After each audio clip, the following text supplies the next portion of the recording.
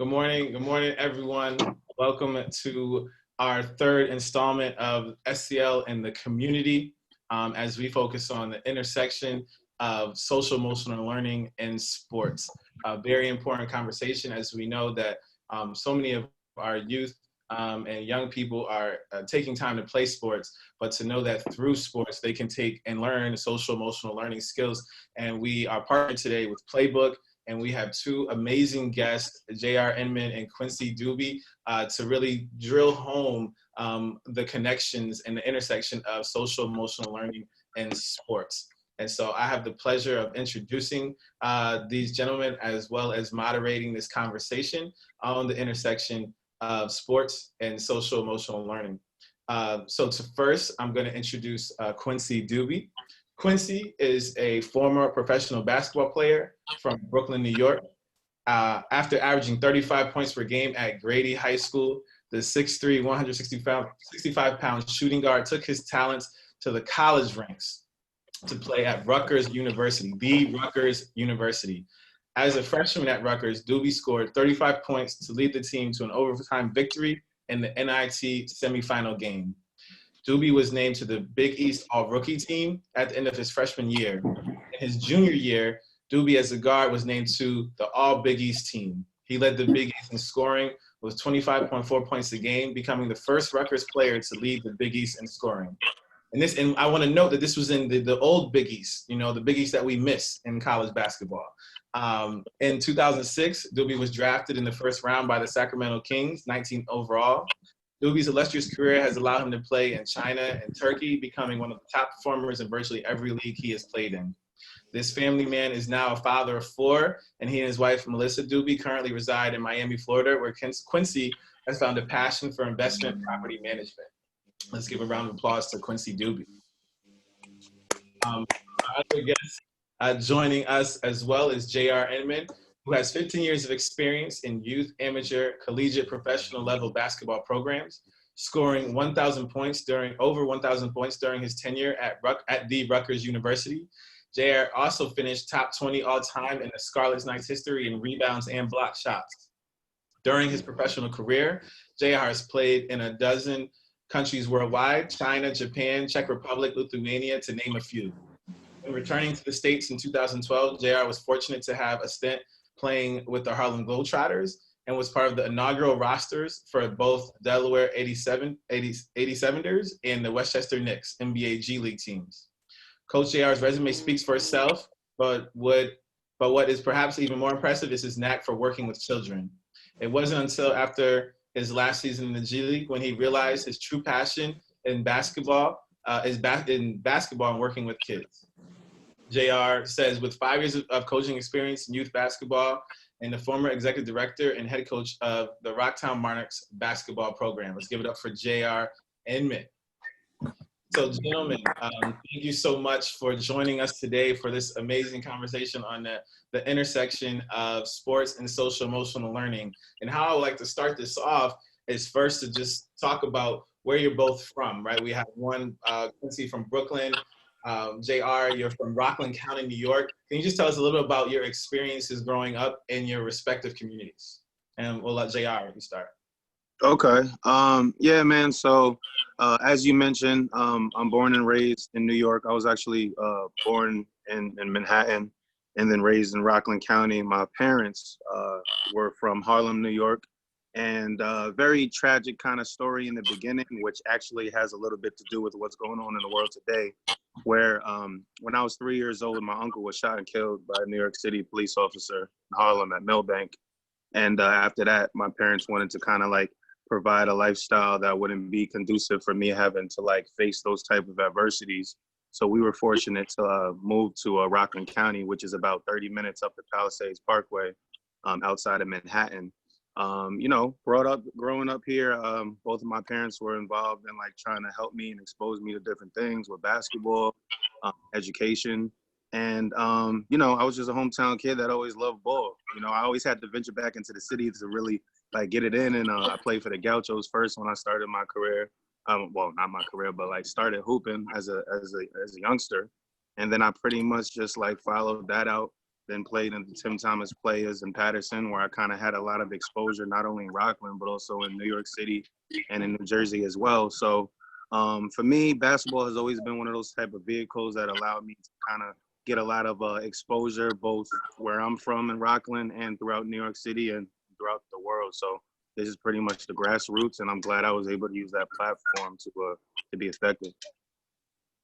And Quincy, tell us a little about growing up in Brooklyn. Yeah, I was born in Flatbush, Brooklyn, and then when I was about 8, 9, I moved to Coney Island, and it was two like very dangerous neighborhoods, but Flatbush was more West Indian people, and Coney Island was more.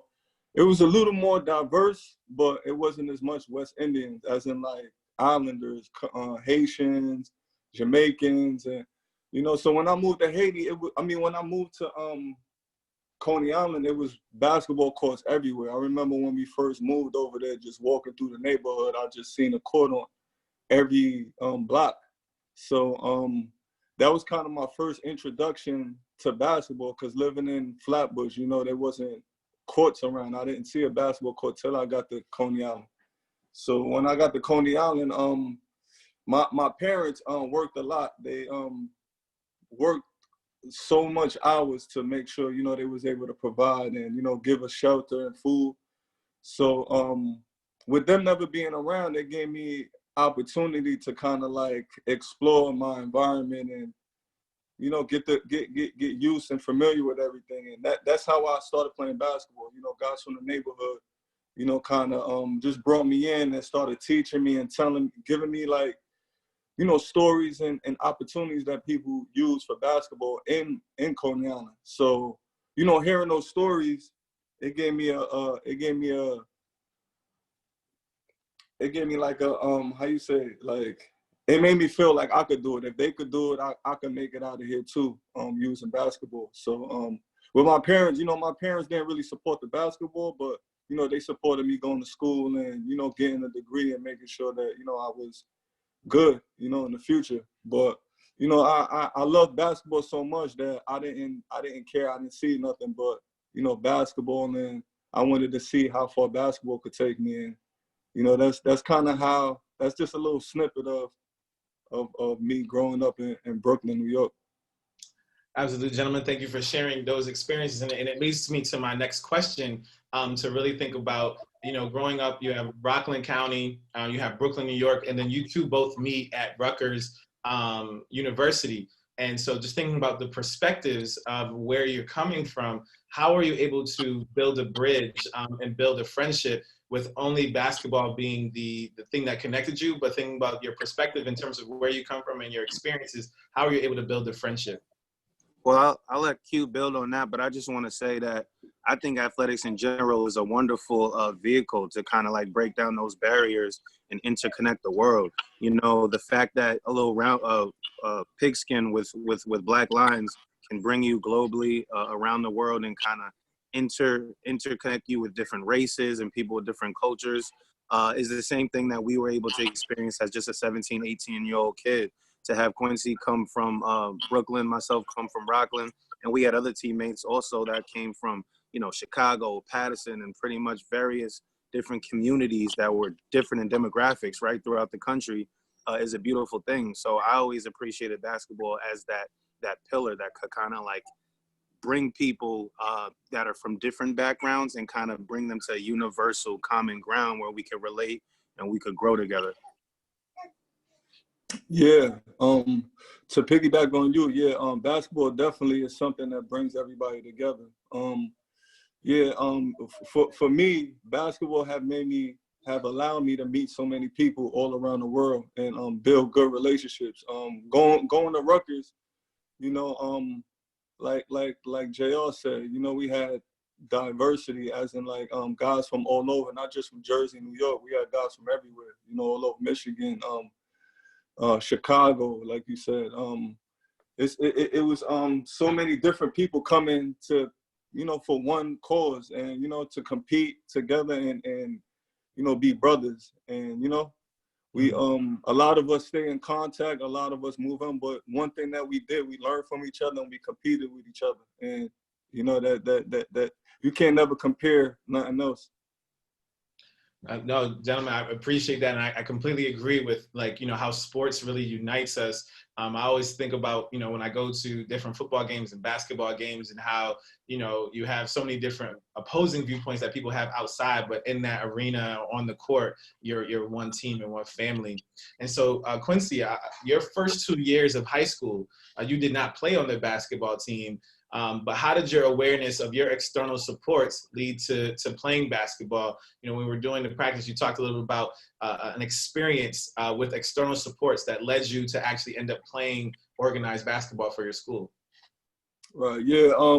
Before I got on the team, I was a knucklehead. You know, even though I was, my parents were working a lot and they gave me an opportunity to explore. Sometimes you make wrong decisions, you get with the wrong people. So, at the time I was with the wrong people.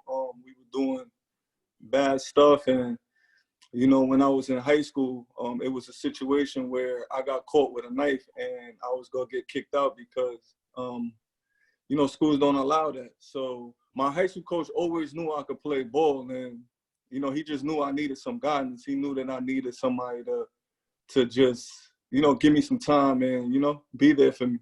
So, when he told me that, he's going to give me a chance, and he was the dean at the time. He's like, he's going to give me a chance. I just got to go to court. I'm probably going to be suspended for a couple of weeks. And then when I come back, he want me to completely 360. He going to put me on the team and, make sure I'm going to class, and we going to try to make the best of it. And, I looked at that as an opportunity, and, it was easy to let what I was doing go to just take a chance. Especially when somebody's giving you an opportunity that helps so many other people before you, and so I wasn't gonna let that opportunity slide. So that's when I decided to, all right, I'm gonna put my heart into this. I was always good. Being from Coney Island, it's guys that if you come out there, you'll be like, yo, how this guy's not being a professional, So in that environment, man, basketball is key. So, I was always a good basketball player. I just needed the discipline. I needed, somebody to kind of help guide me. You know what I mean? That had experience. My parents didn't really understand coming from Haiti. They didn't really understand how basketball worked. So it was a little difficult to have them come on board. So everything worked out. And I'm so grateful that. I did get caught with that situation. You know what I mean? Because if I didn't, you never know. I probably would have used it. I probably would have been doing life or in jail. You know what I mean? So I'm just happy that, I was able to change everything around. No, I appreciate you sharing that and being that vulnerable and showing us how external supports are so important. JR, for you, can you tell us a little bit about external supports that played a role in your development and staying course with basketball in your development? I'm sorry. Can you repeat that again? My daughter's on the porch playing with my dog, and like he's like getting in her face. My bad. Say that again, please. Just tell us a little bit for you and your external supports. So Quincy shared the dean at his school that played a major role in him playing basketball. For you, what were some of the external supports that played a major role for you in basketball? Oh, for sure. So my mentor when I was in high school is named Lincoln Sessoms. He's from Brooklyn. And Lincoln was one of those hard-nosed guys that just preached like, hard work and no excuses. So he used to lock us in the gym and basically just do like military workouts a couple of days a week when I was in high school. I started to really like focus on being like an elite player, probably around like 11th grade. Up until that point, I was kind of just like a tall, fragile, uncoordinated player that had potential, but didn't really put in the time to really develop my craft. And then when I came across Lincoln, he definitely showed me how to motivate myself to work hard, always put in those constant hours in the gym.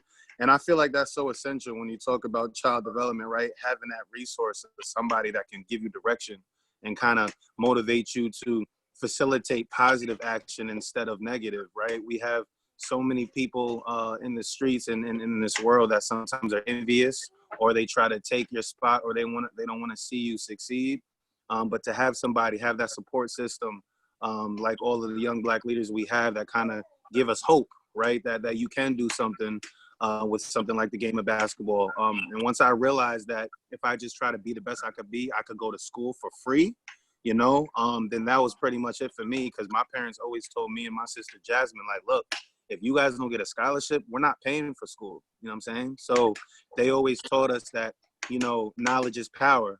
And that's what my mom used to always say. But it's kind of like, how do you pay, right? How do you like afford the means to have an education that could like pretty much set you up for life? And for me, it was just through basketball. So definitely the external support of having role models in my community and people that saw that potential and just gave me an opportunity to grow is how I benefited most from that exposure. Absolutely. I completely agree. And thank you so much for sharing. And so another social emotional competency is self-management. And self-management is an important skill when it comes to playing basketball, specifically choice-making and decision-making skills. Through basketball, how were you both able to make good decisions on and off the court? I mean, Go ahead, Gil. yeah, I mean, it takes a lot of sacrifice. That's why I'm not gonna lie, basketball can be difficult if you don't have discipline and you don't know how to sacrifice, because that's what it takes, you know. Disciplining as in like to get yourself in shape and make sure you go into class. And another way you could discipline yourself is not partying, like, you know, not trying to stay out of trouble, stuff like that. Like one thing that helped me out a lot was I had a lot of discipline to prepare, you know. So I always made sure that I prepared, even if, you know, I did sometimes wanted to have a good time. I always was like, all right, I got to go to the gym tomorrow and I got to sweat it out. I got to sweat all of the fun and make sure that I dedicate myself, because especially when I was on scholarship, I looked at it like, you know, these people gave me a scholarship. I want to show them that I appreciate it, and I'm going to make sure I perform at any given chance, you know? So that's the important thing I would tell children is to stay disciplined and sacrifice. Like, you know what I mean? Don't be a follower, be a leader, and do your research. Go to people that experience it before and ask questions. You know what I mean? So I want to just kind of, actually, Quincy's about to hear this story for the first time, but this is a Rutgers story and it's relevant to what we're talking about. When I got to, so my freshman year at Rutgers, Quincy was a junior. We had a sophomore named Ali Bailey that we was all cool with on the team. And Quincy had the hardest work, the most diligent work ethic I've ever seen from a basketball perspective, in terms of he was the guy encouraging me to stay after practice, come in earlier, get extra shots up, etc. And then this cat, Ali, was also like one of those dudes that used to just lock himself in the gym and throw away the key. So when Quincy had got drafted to the Kings, pretty much it was our whole teammates. And then after him, he set the bar for what work ethic was. Ali was always in the gym. But then Ali had transferred, right? But before Ali transferred, I remember coming in the rack where we played and watching Ali get up shots on the court. And I was kind of like in the rafters looking down. And then our head coach started walking towards me. And then I was like, Coach, like, Ali's transferring. Like, what are we going to do? He was so motivating to us. And then my coach looked at me and said, who motivates the motivator? You know what I'm saying? So I feel like self-talk strategies and telling yourself that you, and reinforcing certain principles, anything so far as, let's say you want to do 20 push-ups and you're on rep 17, 18, you're getting real tired and you're saying to yourself, come on, 2 more, 3 more. When you kind of like say that to yourself and kind of have the ability to harness that energy and then like have a good positive output, I feel like that's a wonderful principle for not just sports, but in life, right? So if I could tell any aspiring hooper on like things that they could do to themselves to get themselves to the next level more than anything else, I would say, who motivates the motivator? Find that inner voice inside of yourself and use these self-talk strategies so that you can convince yourself to get your optimum performance. Yeah, that's facts. No, big major fact, and I appreciate you sharing that, because I think a lot of times when we look at sports, and a lot of kids, you know, aspire to be a professional athlete, but they don't necessarily know like the work. They see the 2 hours of the game, but not the 22 hours of practice. So I think really hitting that home is important, and how social emotional learning plays a role into that. So you both have played in multiple countries, and there could be a culture shock that comes with new environments. How are you able to develop constructive relationships with those that speak another language and develop awareness and respect for other cultures?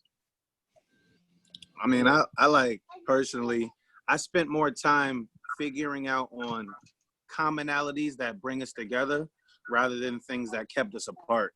And every country I went to, I learned like basic words, right? Like just how to say please, thank you, hello, good night. Like, you know, like you basic words. I used to like write them down in a memo pad just so I knew the basics of how to like maneuver. But nonverbal communication is something that is so unspoken about, right, in today's world. And actually, nonverbal communication in many cases even more impactful than verbal. So when you talk about body language, right, as being an American walking around in a foreign country, if you're walking around with your head down and you don't really look engaging, it's already hard enough to just be different from the color of your skin and how you look. But when you don't look approachable, it's even worse. So I've learned in different countries to wave, to smile, you know? Like I said, learn these basic words or ways to connect whatever community I'm in so that they won't feel threatened and they could feel like, wow, this is just a normal guy, you know? Once you break that silence barrier, I feel like then everything else, you usually at that point find the guys that also speak English, and then that becomes your homie for the whole time you out there. Like every country I went to, I found at least one guy that spoke that the native tongue and English, and then from there everything else is cake. So I think that just being approachable and having good body language is always a home run and something that that helps break that barrier. For me, I go with an open mind.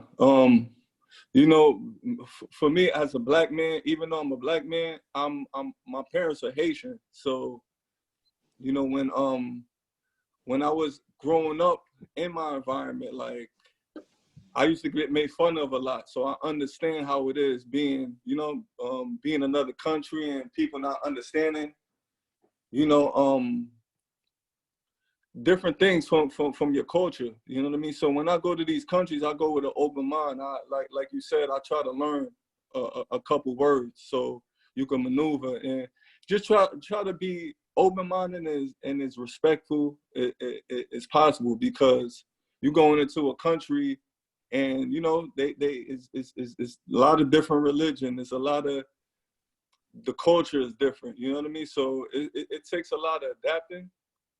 You know, adapting and just using your time to just try to find, you know, some words that you could, you know, be able to maneuver around with. So that's pretty much when I'm overseas, I just try to go with an open mind and, you know, try to learn a little bit about the culture. I try to take souvenirs and I stay in contact with a couple people, and you know, I connect with a lot of people on my team, and you know, I try to get to know them not just on the court. I go to their house, I meet their family, and just stuff like that, just to try to show, like, you know, we all are one. You know what I mean? Whether we come from America or Europe, like when we come together, we could respect each other. You know what I mean? Absolutely. So I do have a fun question I want to throw in there that I wanted to ask after this question was, what is one dish from any of your travels abroad, one dish that you recommend everybody try from any one country? JR, what's your one dish? Well, first of all, in order to talk about my favorite dish, I'll have to talk about my favorite country I've played at. And I would say, in terms of overall enjoyable quality basketball, but also the quality of life, right? Because when you're somewhere for 5, 6 months, 10 months out the year, there's two factors to consider as a professional basketball player. Like Quincy said before, the quality of the league, right? Like, okay, I want to play in the highest level possible. That'll give me a chance maybe to get to the NBA. And then also like the lifestyle, right? So when I was in Japan, playing in Tokyo, that was pretty much like the most enjoyable experience I had overall. The basketball level itself was pretty dope. My teammate there was Chris Jackson, Mahmoud Abdul Rauf.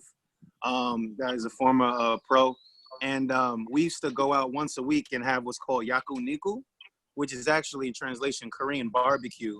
But in the same way here in America, how like you go to like a Japanese restaurant and they like cook in front of you and stuff like that. That was pretty much like my favorite like style.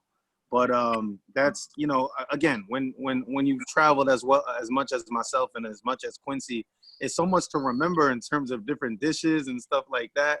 But I think that, you know what, this is actually a great talking point. The reason why I even remember Yakuniku isn't so much because of the quality of food. It was the experience, the fact that me and my teammates had a schedule that once a week after practice we would go, and that's how we kind of bonded and were fraternized. So yeah, the food was good, but I think more or less the experience of getting together with my teammates and then breaking bread was what made it most, like, you know, impactful for me. Yeah, no, that's what's up. I never got to Japan. I heard Japan is a cool place, man. Yeah, it's But good. one of the places that I like, I've been to a lot of places, but my favorite place was Turkey, Istanbul. Playing out there was, oh my God, it was like, first of all, Istanbul is like a tourist place in Turkey, so it's very diverse. It's really Americanized. So being over there, man, it was love, man. And they had this lentil soup that they have in Turkey that's like, before every meal I have to have this lentil soup, and it's like the best soup I ever tasted in my life. So that's one of the things that I enjoyed in Turkey, and because it was so diverse and it was like a tourist place, I enjoyed it, man. I kind of felt like I was in Las Vegas being in Istanbul a little bit. So it was a great experience over there. All right, so I got my notes. I got lentil soup and yakuniku is on the list. That's it. As I move forward in my journeys around the world and things to try.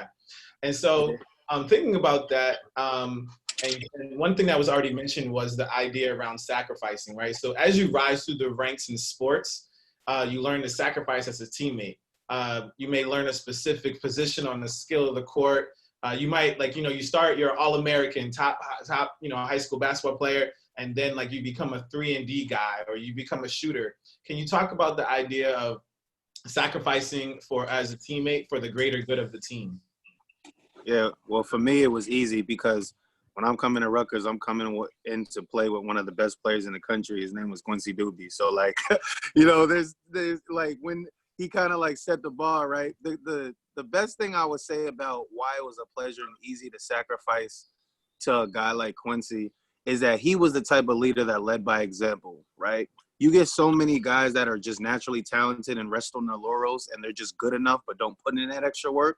And it's kind of hard to sacrifice with somebody like that because it's like they don't appreciate the same grind, you know? But when you have somebody that not only is leading by the talent that they have and what they contribute, but also by the work ethic, it's kind of a little easier to fall in line. So for me, I was top 50 in the country in high school. You know what I'm saying? I averaged 20 points and 12 rebounds and put up All-American numbers as a senior coming out of St. Joe's, which is a school in New Jersey. So I was the top recruit, even over Andrew Bynum, who got drafted that same year to the Lakers. But I was the #1 senior in the state of New Jersey that year.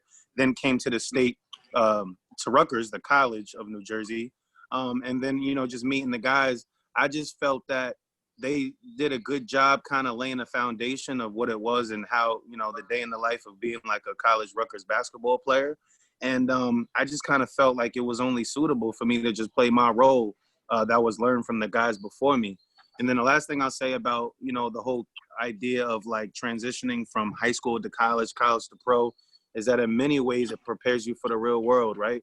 Because in the real world, just like you have positions on a basketball court, you got positions in like an institution of knowledge or even a profession. You have the CEO, the chief financial officer, you got secretaries, a board of directors, you got different people that have different responsibilities, just like in sports, how you have like the starters, the bench players, the role players. So I think that from a social and emotional aspect, you get kind of introduced to the hierarchy of how business is structured through just by participating on a team without even realizing it. So I think it was a smooth transition for me. And it was the reason why it was so smooth was because the leadership that already existed before I like got there. Yeah, that's what's up, man. I appreciate the love though. But like you though, you was a high, you was a high prospect. I on the other hand, I wasn't. When I first came to Rutgers, you probably won't believe it, but I didn't play my first couple games. You know what I mean? True. Yeah, that's facts. I remember. Yeah, I remember. Yeah. So for me, it was easy because I looked at it like I'm with a team. I can't come and tell them what position I'm gonna play. I'm gonna earn it. You know what I mean? So a lot of kids get frustrated. They like, oh, I know I'm better than these people and I'm not playing. I'm gonna transfer. I didn't do that. I sat back and I was like, I'm gonna continue coming to practice. I'm gonna come before and I'm gonna stay after. And I was doing that as a freshman by myself. So I basically earned the coach's respect to put me in a position that I wanted. You know what I mean? I didn't ask for it. I just worked for it and showed them that I'm worthy of that position. And I think that's what guys need to do. Instead of coming like, oh, I deserve this position, you got to show it. Because sometimes other people are already solidified their position. So the coach is not just going to, especially if they got seniority over you, the coach is not going to just put them on a bench and play you over them and you haven't proven yourself. You know what I mean? So I knew that coming in that I didn't want nothing. I didn't want nothing to be handed to me because if it was handed to me, I probably wouldn't have been working this hard. You know what I mean? So when things wasn't handed to me, it forced me to work hard, and I continued to work hard. And then when I got my position, and then when I got my position, I knew why I got my position was through hard work. So even though now I got my position, I was playing, I still worked hard because I knew that's the reason why I was on the floor. You understand? So like I said the other time, it's sacrifice and not putting yourself before the team. You know what I mean? Because at the end of the day, it's not just an individual person; it's a whole team. You know what I mean? So, absolutely, and that's so important, and I'm happy that you hit home on those points. And so that makes me think about the idea of like when it comes to social emotional learning and the skills. One thing that we have to do is resolve interpersonal conflicts in constructive ways. And I think many of us, if we're sports fans, throughout the last few months, we all watched The Last Dance, right? And we saw Michael Jordan and how he interacted with teammates, good or bad. And so for both of you, can you talk about how, with your teammates, how you were able to resolve interpersonal conflicts in constructive ways to maintain togetherness?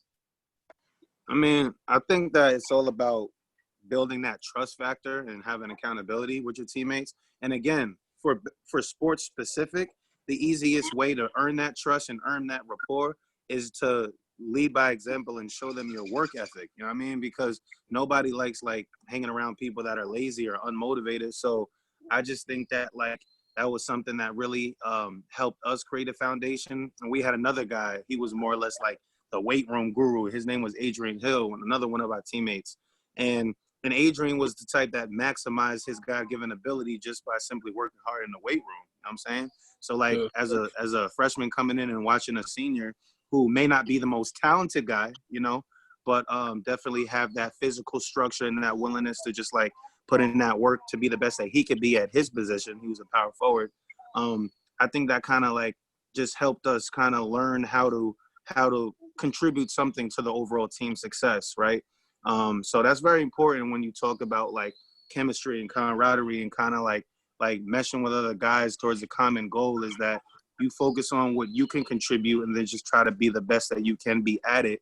And that's what I always used to tell myself. And I think that's why I was able to develop the relationships with some of my teammates. Some were stronger than others, but I played with Quincy only my freshman year because he went to the NBA after that.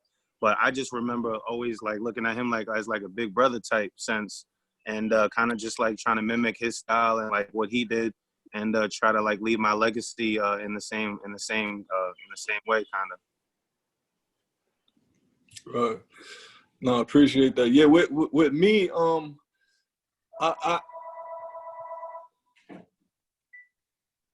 I was more quiet. I wasn't my bad.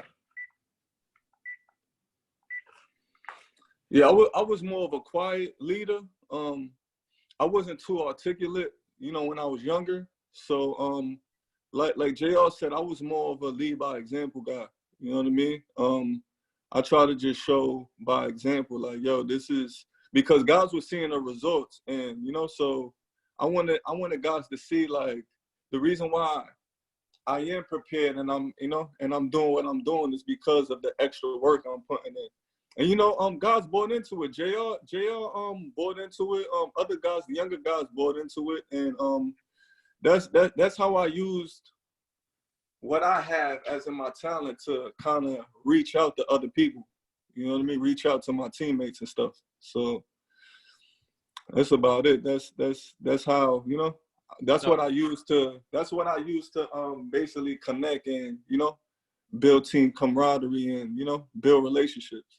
No, I love that, and I think that speaks to so many different competencies that we're looking to teach our kids, and again, with the whole purpose around our conversation around it, showing that intersection of sports and social emotional learning. So we also know that playing sports helps one develop a sense of personal responsibility to yourself and your community. How has sports helped you develop that skill of having that sense of personal responsibility to yourself and your community? Oh, for sure. I think responsibility and accountability goes hand in hand. And I just remember like at when we were in school, this was actually after Quincy had left, we had a new coach came in, and he always used to have a thought of the day, right? And one of the thought of the days was do your job. You know what I'm saying? And I feel like everybody spends so much time worrying about things that they can't really control, you know what I'm saying? Versus focusing on the things that you can control. So the whole idea, like, do your job is basically saying, like, if you have a task and a specific expectation out of the coach, like if there's 10 guys in the team and 10 people focus on doing their actual individual job, then obviously 5 fingers together forms a fist, which packs a powerful punch. So I just always focus on that, just trying to focus on what I can contribute, not like pointing at fingers, making excuses and looking at other guys, but just focus on like, things that I could do and then kind of like implement that in a team concept to make us successful.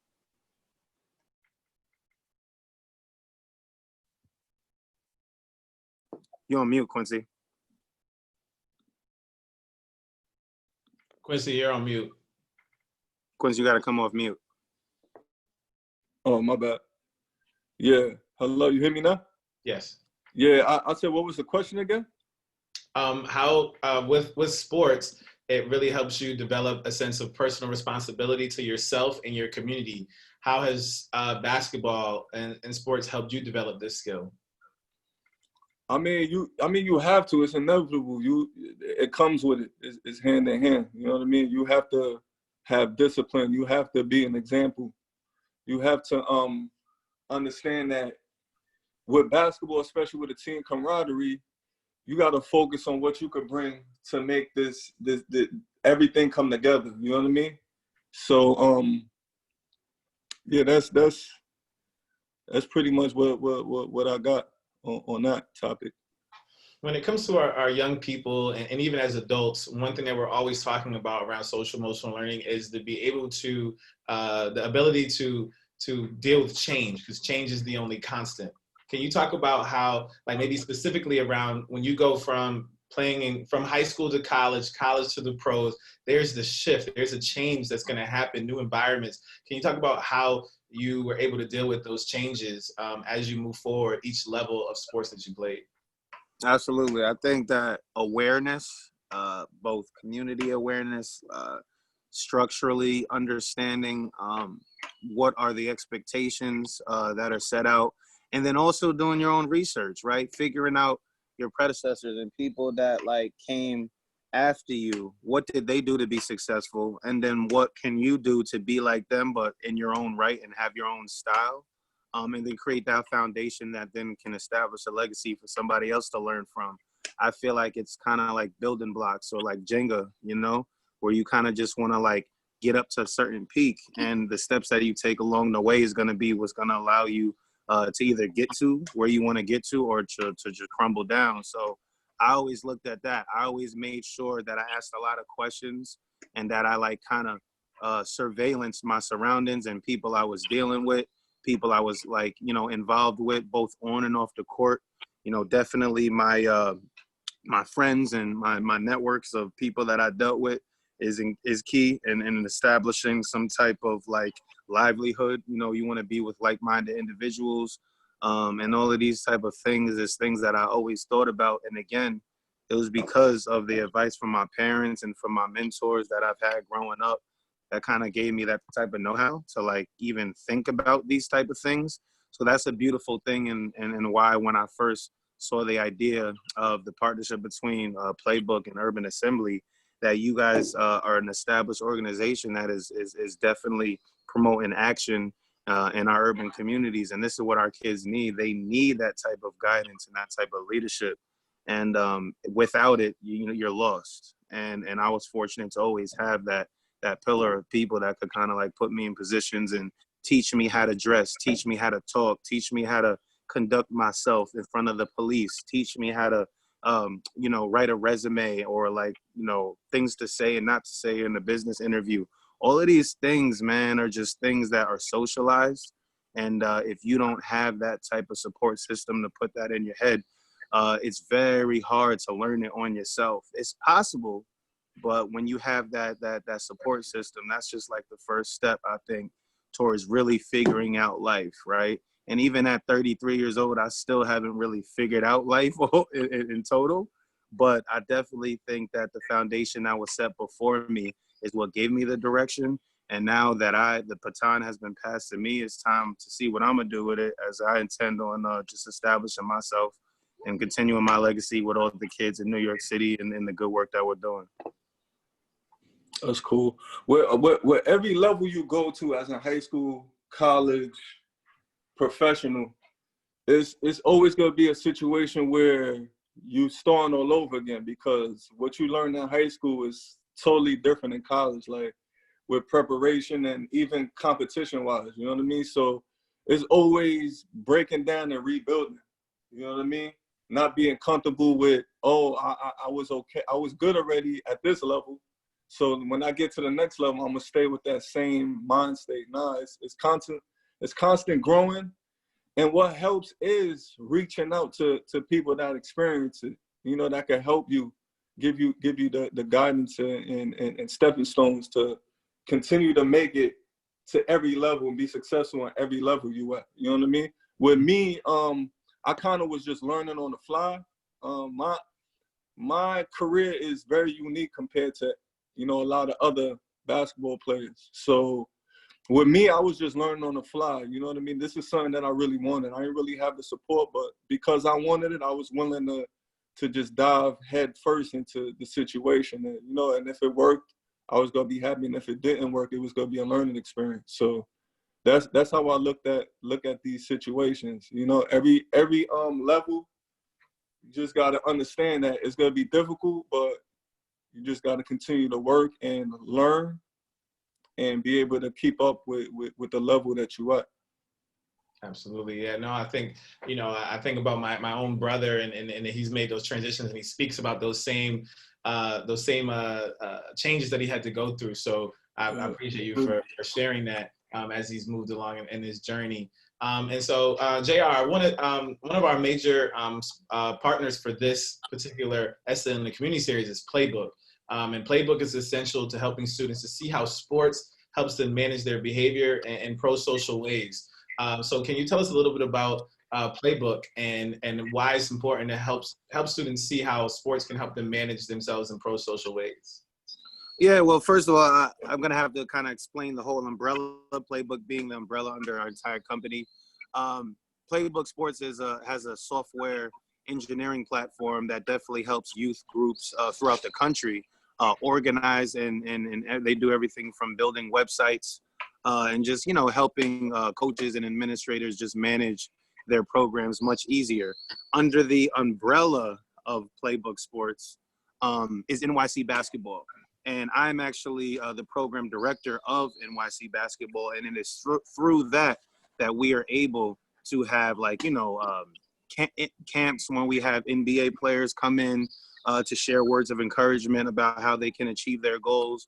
We definitely have like an AAU sector of the youth programs that we have. We offer like weekly classes almost every day of the week. to just be able to get kids the opportunity to grow and learn and become educated on the gift of basketball. So I think that exercise in itself, as we are transitioning out now in June, but May was National Mental Health and Awareness Month, right? And I think that I spend a lot of time in May on initiatives connecting the mind and the body, because I do believe that physical health supports mental health. So obviously, the more active these children are and playing the game they love, they're going to be more motivated and more encouraged to get out there and work hard, understanding that as a basketball player or any athlete, you are a student athlete, right? Not an athletic student. So it's the principle that in order to even have the opportunity to like get on the court and do great things, you got to put in that work in the classroom first. And I think that PlayBook gives kids an opportunity to venture outside of school and still have that experience of what it almost feels like to be in the NBA. We have, NBA arenas that we rent out and have events, several events we do at the Barclays Center. And just to see the look on the kids' faces when they can kind of, so to speak, cross like Kyrie in the Brooklyn Nets arena, or like just be able to relate and have that experience to embark upon, man, that could change a kid's whole life, just from one opportunity playing on that level that sometimes people take for granted. So I think that I'm fortunate and I love what I do in terms of being a director of a youth program so large in New York City that pretty much facilitates these type of programs. And I'm looking forward to getting out of this COVID-19 stuff so that we can plan the future, because we have a lot of stuff that we want to put on the table. And we're also looking and excited about any potential opportunities that we can continue to build with the Urban Assembly. Absolutely. No, we are excited and looking forward to making sure that PlayBook is working with our schools and our students, because we know how important that is. And so I want to not switch, but we know that Father's Day is on the way, and it'll be here pretty soon. And both of you as fathers, tell us a little bit about how you use having a strong sense of self-awareness and self-management allows for you to be the best dad that you can be. Oh, I'm gonna let you go first, because he's the vet dad. Yeah, for me, with my experiences, and even though I know my parents care for me and they provided, it's important to support your kids. You know what I mean? You got to be there for them. You got to bring them to events. If something means something to them, you got to support them. You know what I mean? That's a stepping stone to prepare them. You know what I mean? To let them know, like, because you go find people that got your back, but nobody gonna have your back like your parents. You know what I mean? Like your father, like your mother. You know what I mean? So with me, with my son, I try to be hands-on. Like, when I have time, he don't live with me. My oldest daughter, my oldest son. But in the summer, they come over here, and I try to put them in whatever activity they want to be in. And I go there and support and give them words of encouragement. And little things like that. With my kids now, I just try to be supportive and just be there for them. You know what I mean? As a parent, the one thing that you have to do is support and be there. You know what I mean? Like that's all the kid want, and I know that from experience. You know what I mean? So that's as a parent, that's what I try to focus on, is just supporting whatever I can that my children, have, whether it's their dream, whether it's a hobby. Just being supportive. That's the important thing you could do as a parent. Absolutely. No, I appreciate you sharing that. And JR? Yeah, I think the thing I've learned in such a short time, because I'm a new father, is selflessness. Specifically, you brought up Father's Day. This is the best of times and the worst of times for me, right? Because my father actually passed away on Halloween, October 31st this year.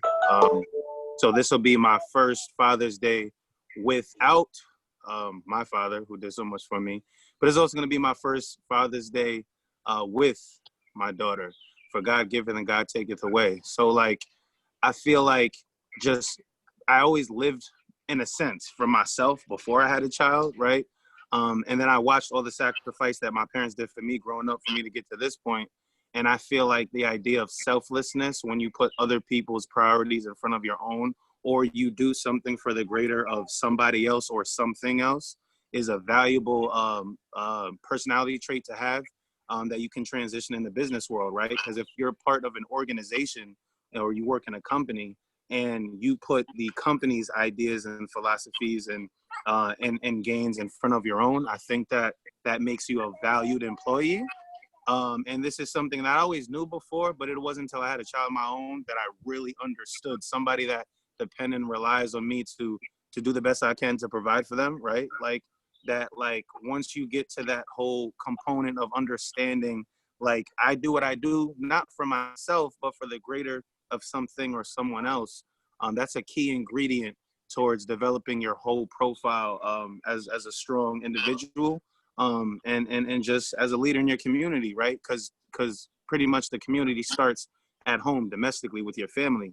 And if you learn how to and I'm still learning, right? Like I said, I'm a young father. So like when you're learning that idea of just selflessness, and it goes back to sacrifice, like Quincy said, those are going to take you very far in terms of nurturing a family, but also understanding the know-how of how to do something for someone else for the greater of good. I appreciate you both for sharing those fatherhood narratives there. We have some questions that have come in through the question and answer. So I'm gonna do these next 3 questions. The first one is from D. Harding. I'm an education director of an organization that works with young, talented student athletes, some of whom don't yet see the value of putting in the required effort to succeed in the classroom. What advice can you give me about how to speak to and motivate them to put in that effort and see the value of trying for excellence on all fronts, not just basketball? You go first, JR.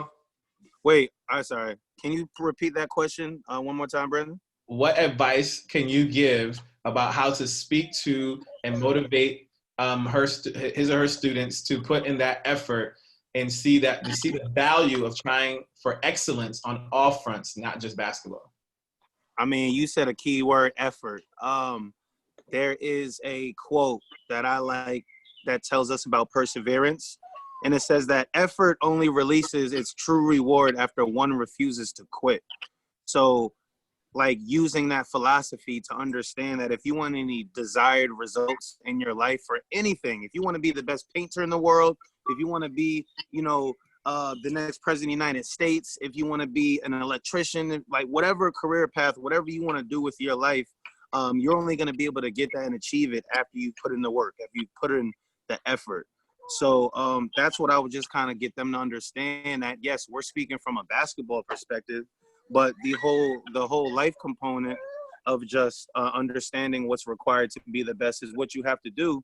And it is only after you put that effort in to which you would have been able to achieve your goals. Yeah, for me, it's just with coaches and directors, just being hands-on. Giving the kid before they play basketball, doing sports and stuff. They should be in a classroom and going over schoolwork with the children. You know what I mean? My high school coach used to do that with us, and that's what helped a lot of the kids get eligible, to stay eligible, because a lot of the time, especially growing up in New York and Brooklyn, like a lot of my teammates didn't have parents. So when they left home, it was nobody gonna tell them, hey, you gotta do your schoolwork, you gotta do this. So my coach understood that. So before we had practice, we would have like a study session, you know what I mean? Because he wanted to let them know this comes first. This is important. Basketball is good, but without this, basketball, you can't succeed with basketball. So doing little things like that, I know it's a little tedious, especially if you haven't done it before, but little things like that help children, you know what I mean? It helps them it helps them to understand how important it is, education, so. Definitely. I thank you for answering that question. Our next question, is coming from Ashleah Campbell. Thank you for sharing your individual experiences as basketball players. How was social emotional learning utilized to build cohesion as a team of varying ability levels to reach its highest potential, all while still respecting each member's individuality? That is a million-dollar question. I need to repeat it so I could dissect it. It's coming in my mind, and I got to answer. Tell me one more time. How was SEL utilized to build cohesion as a team of varying ability levels to reach its highest potential, all while still respecting each member's individuality? Got you. So, I think of cultural diversity, right? Like Quincy mentioned in the beginning of this conversation, that we all come from different backgrounds throughout the nation and actually throughout the world. We have some international students. I think that the social and emotional aspects of just college recruitment, and then just the process of being a college student athlete, it helps you emotionally mature so much, you know? And for instance, Coach Waters was our coach my freshman year and Quincy's junior year. He was a God-fearing man. Coach Waters, whether we won, whether we lost, whether we went into triple overtime, we always used to pray after the game. And not everybody's the most religious. And I think that the reason why that was a good idea is because not so much of the spiritual aspect of, oh, I have to choose a religion, but just a way that emotionally and implicitly we can connect with other teammates, go through that experience, right? So with losing a basketball game comes anger, sadness, adversity comes, right? You deal with so many different emotional and mental things that as a young player or at a young age, when you're able to experience that with 8 to 10, 12 other people, you definitely learn. Now when you're in life and COVID-19 happens and your job is furloughed or you even lose your job, right? It's the same thing like losing a game. But I've been losing games, quote unquote, all my life since I've been hooping, right? So I feel like the way I respond to different life adversities through what I've learned in basketball has prepared me for this. And when you talk about social emotional intelligence, you know, I think one of the biggest problems, or I'll say one of the biggest loopholes in the New York educational school system is, yeah, we're teaching you math, science, social studies, English, right? But are we teaching people how to have restraint, how to deal with issues and learn how to not be impulsive, but pretty much implicitly gather your thoughts before you say something? When you have anger, like in basketball, right? Are you the type of player that when ref calls a bad foul, you're like, oh, come on, ref, and now you're getting teed up? Or do you have the composure to like kind of just walk over and say, hey, ref, you missed that one. You got me on the next one, right? So like, I just feel like sports has taught me that. And I feel like that's kind of like the benefit that all athletes have over like an average person that didn't necessarily use athletics or any other type of entertainment platform, is that those implicit characteristics are always recreating themselves. And that's what's really gonna matter when you're trying to like, you know, teach somebody else something or just be a positive role model in general. Absolutely. Yeah. So just in the interest of time, because we got like 2 minutes left. So first, one question is PlayBook in other cities outside of New York City? JR, yes or no? Yes, absolutely. We got it all over the country. We book events and we do different things. All right, so that came from Marcia Kalan, and Marcia, if you want to reach out to us, we can get you JR's contact information, and then so that you can reach out and get more information. And then lastly, what advice do you have around smoothly trying to implement social emotional learning into an athletic program specifically? What advice do we have about trying to implement SL in a program? First, I would say develop a routine, right? Either if we're talking about practice, pre-practice or post-practice, quote or objective that connects everybody cognitively to the same goal, right? Second thing, I would say to have benchmarks throughout your season or throughout, you know, any period of time where you as a group can evaluate what you have done and what you're trying to do. Much like education, but specifically focus on statistics, right? Like in sports, we're evaluated by different numbers that determine our overall success. So having those benchmarks, having those